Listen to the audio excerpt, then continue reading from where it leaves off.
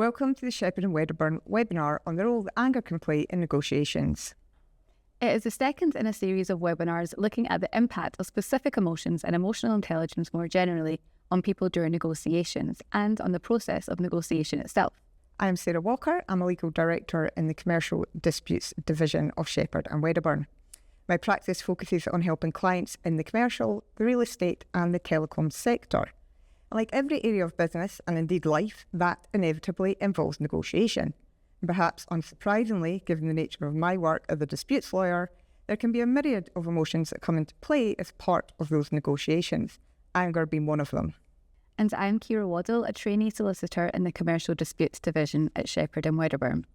Like many others at the firm, I'm very interested in the psychology of negotiation and have read quite a lot of psychological research on this subject. And as Sarah mentioned, today we will be considering the impact of anger. The first thing to recognise is that anger is a very strong emotion, which can cause an intense emotional reaction, where our emotional response to a stimulus is disproportionate. Fear and anger are the two emotions most likely to do this. Logically, perhaps, one may think that a disproportionate emotional response would not be beneficial in negotiations. But is that really the case? Or rather, can anger be used as a positive force to improve strategy and ultimately the outcome of the negotiation? In today's webinar, we will explore what psychology can tell us about this. The subject has been studied for a long time and there is a lot of interesting research out there. We'll focus on what we think is the most interesting. And the most helpful for you to consider when trying to improve your own negotiation skills. With that in mind, let's jump in. In order to consider why anger, or indeed any emotions, matter in a negotiation, it is important first to stop, step back, and think, what is a negotiation? If an alien were to land on planet Earth tomorrow and ask us to explain what it is, how would we answer? Well, the basic answer would be that it is an exercise conducted by more than one person, with each person presenting in a logical fashion their interests, the options available relative to the facts and issues before the parties, and trade-offs tolerated to reach an agreement over the issue or issues in dispute. It all sounds very civil, but that is because this is a sterile definition of what a negotiation is. On paper, it isn't wrong, but it isn't the reality of how in practice negotiations play out, because negotiations happen between people, and people have emotions. Emotions have an impact that is difficult to capture in a definition. Depending on the subject matter of the negotiation, a common emotion that presents itself is anger. Now, we automatically often jump to demonise anger and consider it to be bad behaviour, because it is a signal that someone has lost control. We're taught this from an early age, so it's not surprising, but it's not the full story. That is where we come in, hopefully. We're going to take you through why anger matters in a negotiation, discuss some of the key findings from the psychological research and literature, and give you some practical advice that you can use in your negotiation strategy, whether you're on the receiving end of anger or want to use anger effectively to give you an edge. So here comes the science bit. Research shows that anger can play a very functional, informational role in negotiation, i.e., it's not necessarily the bad guy or gal in such a scenario, as we may initially assume. Anger matters in these situations because it communicates something. The moment someone gets angry, those around that person immediately start interpreting that emotion. We do this automatically, subconsciously, and in turn that subconscious analysis feeds into the way we then may react to that person. Further, the research shows that in perceiving anger as just a spontaneous response or eruption, like the Hulk, isn't doing it justice. Importantly, in the context of a negotiation, it is sending a signal. Think Batman. Okay, enough of the cartoon analogies, I promise. When someone gets angry, it is telling you something and you draw inferences from that, and the inferences depending on the situation. For example, the demonstration of a flash or even explosion of anger from your opponent may cause you to question, how serious is this person? Is this their limit? This could be limit in terms of patience, financial offer, etc. Depending on the circumstances, it may lead you to question, is this a tactic or a genuine frustration? These questions and how you internalise and answer them can have a direct impact on how you react to the negotiation. This reminds me of a negotiation I was once involved in with a commercial client. It related to a business dispute. Most of the points were agreed, so happy days. But there was one sticking point that in my client's view, the other side were being stubborn about. This meant the discussion ended up going round in circles and frustrations started to build. Emotions, a whole host of them, were starting to bubble. Because of that, it was agreed that everybody would take 10 minutes and then reconvene. We all re-entered the room after the 10 minutes in the hope that the break would bring a little zen to everyone and allow the outstanding point to be closed out and agreement reached. However, the key negotiator on the other side returned with a completely different attitude. He appeared visibly angry in his body language and snapped that his clients were not going to concede on the point. I was slightly taken aback by the shift in his attitude. It was quite stark departure from his demeanour prior to the break. However, when I looked over at my client, he appeared totally unfazed by this turn of events and just simply rolled his eyes. He wrote down on a piece of paper that this guy always does this. I realised, therefore, that this was a tactic he was known for, the intended aim being to try and panic me into a concession. This intel was invaluable. It amounted to what I call pantomime anger, a show of emotion with no real sincerity to it. Knowing that informed my strategy and how to respond. I remained calm. I asked for clarification on what was really going on. He wasn't angry 10 minutes ago, and nothing significant had changed. He looked uncomfortable at this. He tried to double down, but he quickly realised that I wasn't fazed by this show, and it wasn't going to have an effect that he desired, i.e. us giving in. This in turn made him shift his strategy again. It resulted in him deciding that his client's position could change. He lost edge, he lost his credibility, and they conceded on the point. So his plan hadn't worked. Ultimately, his client conceded the point. Both parties left relatively content in the end, as the matter was over and the relief was tangible. But we all learned a big lesson. A very good lesson. However, that's not to say that anger can't be a useful tactic in negotiations. Anger can signal that something important is at stake. Imagine you're at a restaurant and the waiter mixes up your order. If you decide slightly, nothing changes. But if you were to snap, the whole table feels it, and the waiter will react. This is because your anger tells us something matters, and in negotiation, this can be very powerful. Anger also signals toughness and limits, which can be very useful in negotiation situations. This is one of the most consistent findings in the research. Psychologist Gerben van Cleef and colleagues developed something called the EASI model from a 2008 study, Emotions as Social Information. It's a simple idea, but a powerful one. Emotional displays affect others in two routes.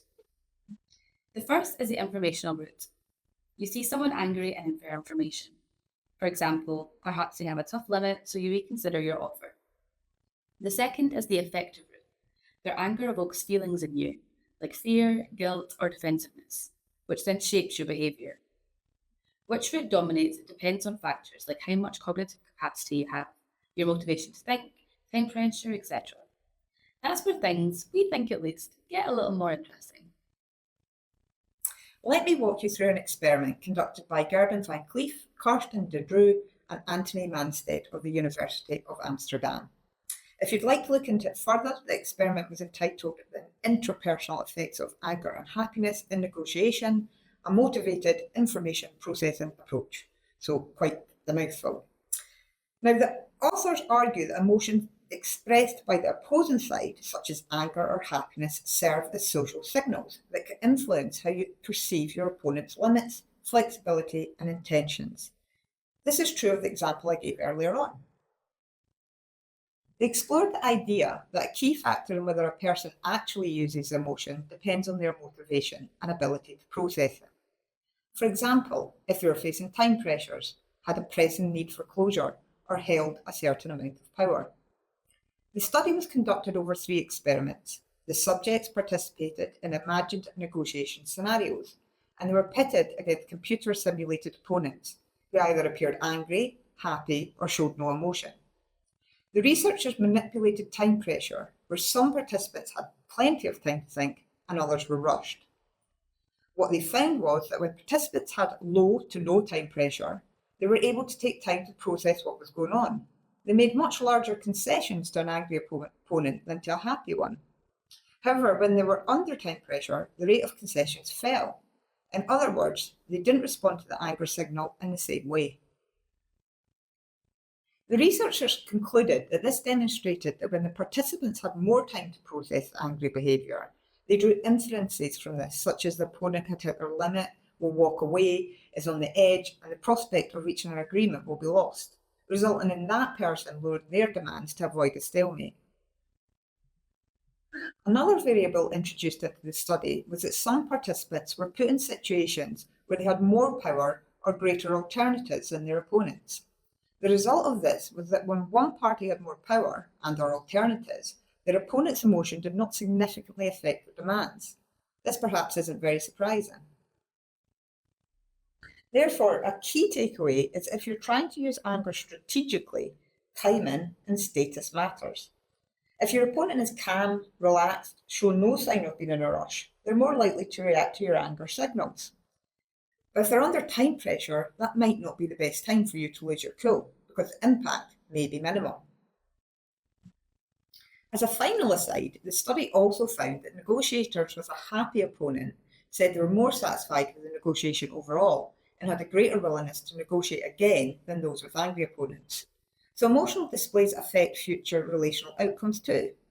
The key, it seems, then is finding a happy opponent. Perhaps easier said than done, I suspect. But that, of course, doesn't mean that you can't conclude a negotiation where all parties respect and are encouraged by the way in which it was conducted, despite perhaps not being happy about having to do it, which of course also goes a long way to maintaining future relations. Another study is one conducted by Marwan Sanasour and Larissa Kydens of Stanford University, titled Get Mad and Get More Than Even: When and Why Anger Expression is Effective in Negotiations, in 2006. In this study, they asked, if you show anger, can you actually claim more value? Their experiment suggested yes, but only under certain conditions. There were two experiments. In the first, participants read a scenario about a negotiator who either expressed anger or did not. Their opponent had to imagine negotiating with that person. In the second, real pairs of participants negotiated face-to-face with one negotiator displaying anger or no emotion. The key moderator was their opponent's power, either being in a weak or strong position in terms of the alternatives available to them. They were looking at how much value the angry person claimed, or how much their opponent conceded. The authors also tested the mechanism of whether their opponent attributed toughness to the angry negotiator. The key findings were that participants conceded more to their opponent to express anger versus no emotion, when their opponents had poorer alternatives. Importantly, the effect did not hold as well when their opponent had strong alternatives or a higher power. Now, some of you may already be familiar with Stanley Milgram's quite literally shocking experiment from the 1960s, where participants delivered electric shocks, or to be more precise, thought that they had delivered electric shocks, to actors, thinking that those shocks were causing physical discomfort, just because a man in a white lab coat told them to do so for the sake of a study about the effects of negative reinforcement on learning. The lesson from that study was that people often comply with signals of authority, even if the instructions make them feel uncomfortable. So why is this relevant to displaying anger in negotiations? Well, anger functions like a temporary authority signal. When someone becomes angry in a negotiation, many people will instinctively think, whoa, they must be serious. This is the Milgram effect at the negotiation table. They may appease not because the demand is good, but because the emotion feels authoritative. So the important point to take away from this is that if you're going to get mad as a tactic, make sure you have some leverage. Signaling anger when the other party is stuck or knows you're serious can help, but it's not magic. The effect depends on credibility and context. If your opponent doubts that your anger is genuine or believes that you have many alternatives, the effect could drop or even reverse. However, this next study is where things get a little nuanced. Not all anger has the same effect. Wolfgang Steinel, Gerben van Cleef, and Fiek Harek of Leiden University conducted a study called Are You Talking to Me? Separating the people from the problem when expressing emotions in negotiation. The researchers' starting point is emotional expression as a social signal, building on Van Cleef's 2004 study we covered earlier. They argue that it matters how the anger is expressed and at whom it is targeted. To determine the impact of that, they manipulated where the anger was directed. The two focal points they targeted was whether it was directed at the person or the behaviour. When anger was behaviour targeted, so expressing feelings of "this offer is insulting," the research showed that the opponent made larger concessions. But when the anger was person targeted, so eliciting feelings of "you are being unfair to me," it backfired. Opponents tended to stand their ground, defended their position, and offer less. And as a consequence of that, the trust between the parties, to the extent there was any, was entirely eroded. In their study, they used a task where participants were assigned in pairs to negotiate. One party expressed anger targeting either the person or the behaviour. The experiment measured the opponent's reaction of the angry party's limit and their behaviour. Applying numerous variables and measurements, the results were consistent. You attack the person, they double down. You attack the behaviour, there's an opportunity to strike a better deal. Now, up to this point, we've spoken a lot about what happens when you receive anger in a negotiation. However, what happens to the person who uses the anger tactically? And this is what Dyson Yang and William Bottom set out to understand in a 2022 study called Tactical Anger Negotiation, the Expressor's Perspective. This study flips the lens around. In a fully interactive two-person negotiation task, they found that when negotiators expressed anger strategically, they paid a price. It meant that the trust dropped, cooperation after the deal dropped, and even though they thought the anger might get them more value, they actually ended up with worse outcomes overall. Another big finding was that the researchers found that most people experience a psychological discomfort when they try to manufacture anger simply because it feels wrong. People had a sense of not wanting to misrepresent how they feel because it wasn't who they were. That moral discomfort was one of the strongest predictors of whether people were willing to use tactical anger at all. So the big takeaway from this study is that using anger strategically isn't just a negotiation tactic. It's a psychological choice that comes with internal and relational costs. We know already from previous studies that anger can indeed elicit concessions, but Yang and Bottom remind us that we need to ask the other question about the cost to the trust, the relationship, and even to our own sense of integrity. Is it really worth it? If it seems inauthentic or if your counterpart doesn't believe you, it can backfire. The trust gets damaged, retaliation happens, and future deals can suffer. Anger can also hurt your negotiations when the anger is excessively intense or used repeatedly. It can reduce cooperation, trigger retaliation, damage relationships, and produce worse outcomes overall. This is especially true in long-term relationships and integrative bargaining contexts. For example, using anger to pressure a service provider to offer you a huge discount that leaves them feeling hard done by could result in them delivering you a low-quality service later down the line. Also, if your opponent is not in a position to hear your signal, perhaps because they're overwhelmed, distracted, or under their own stress or pressures, the tactic may fail. Okay, a lot of information has been presented to you, so let's just take a moment to zoom out and connect all of these studies and research to one of the most key negotiation books, Roger Fisher and William Ury, Getting to Yes. If you're not familiar with Getting to Yes, it's built on 4 core principles. Number 1, separating the people from the problem. Number 2, focusing on interests, not positions. Number 3, inventing options for mutual gains. And finally, number 4, insisting on objective criteria. What's interesting is how clearly these principles map onto everything we know about anger in negotiation.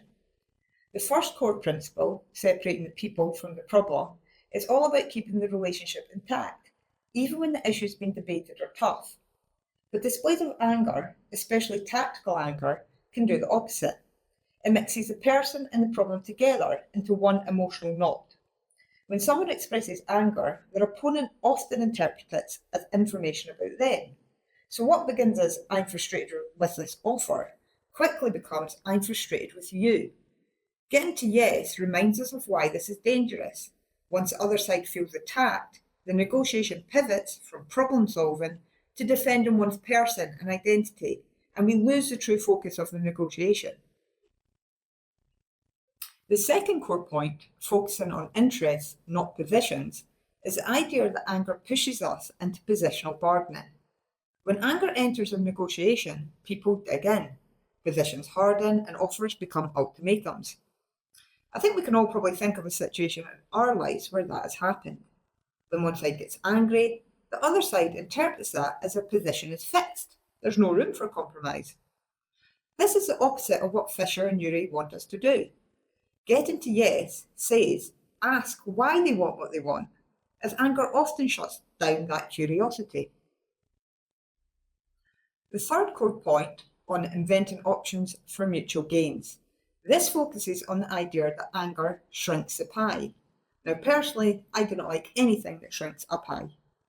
One of the biggest insights from integrative negotiation research is that value creation requires cognitive flexibility. In simple, non-scientific terms, that means being able to brainstorm, discuss differences, and explore creative solutions. However, studies consistently show that anger narrows attention and reduces creativity. It increases risk-taking and increases zero-sum thinking.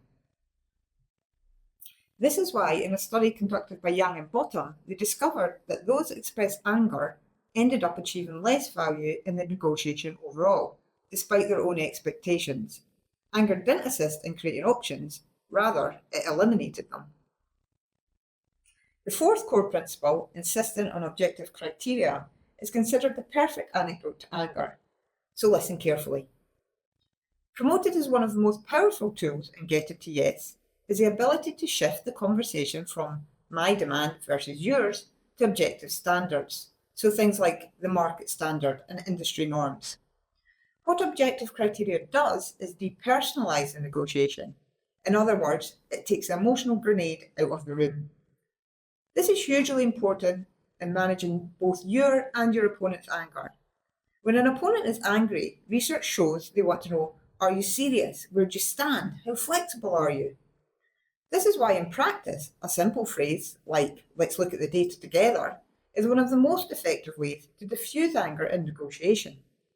So when we combine the classic principles of getting to yes with the psychological research, we start to see a consistent message that anger changes both the tone and the structure of negotiations.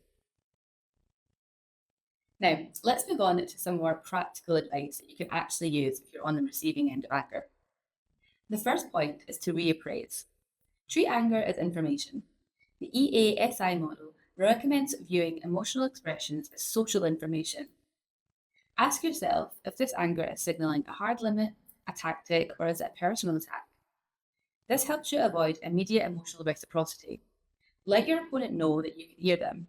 Acknowledge that they're upset and ask them to expand on what would have to change for them to move on to the next point. The next is to differentiate the target. Separate the behaviour from the person. Reframing expressed anger away from a personal attack to a specific behaviour will reduce your defensiveness. A tactical approach would be to let your opponent know that you understand that they feel the situation is unfair to them, respectfully, but try to change the focus back to the issue that's causing the problem, rather than on personal emotions. A third strategy is to use de-escalation. Acknowledging feelings calms the affective route, which is less likely to trigger retaliation, and it opens up a cognitive route for problem solving. If you need to use this, suggest taking a step back, reframe the situation, and look at what you can do to change this so that it doesn't happen. Next is to probe for underlying interests or ask clarifying questions. Anger often hides or distracts from the real interests, for example, fear of exploitation, time pressures, or pressure from third parties. Probing converts emotion into concrete bargaining information. Suggest having them help you understand whether their concern is about the price, the timeline, or something else. A fifth strategy is to use cooling off procedures when intensity is high. High intensity anger leads to escalation and worse outcomes. A short break reduces psychological reaction and allows clearer thinking. Using pauses can avoid retaliatory cycles. A further strategy would be not to mirror with anger. Rather, use principled firmness when required. Retaliation often produces lower joint outcomes and damages relationships. It's important to maintain principled firmness, stay grounded, and avoid directing any anger you feel towards your opponent. A seventh strategy would be that if you must use anger strategically, do so sparingly and credibly. The evidence shows that the calibrated anger can increase claimed value, but the credibility matters. Empty threats can backfire. If you plan to signal tough limits, make sure you have the facts to back it up and use behaviour-directed expressions. Following on from that point, a final strategy or tip for using anger is to not show obviously false displays of anger. In a 2013 study, Van Cleef found that false displays of anger made participants feel like they couldn't trust their opponents, and they were less likely to concede compared to those who showed genuine displays, or seemingly more genuine displays through better action skills. So, to wrap up, here are the big lessons we want you to take away from today. 1. Anger can be a strategic tool, not just an emotional expression. 2. Whether it works depends on what power you have, the timing of its use, and how you express it. 3. If you want to use anger strategically, target that anger on the behaviour or offer, not the person. And when responding to anger, don't mirror your opponent. Reframe, emphasise, and probe their interests. Think of it as taking the higher road. And finally, practice anger with respect, awareness, and caution. After any negotiation, reflect on what the emotional dynamics taught you, from what went well and what didn't go so well in the session. As they say, every day is a school day. And that concludes our webinar on the impact of anger in negotiations.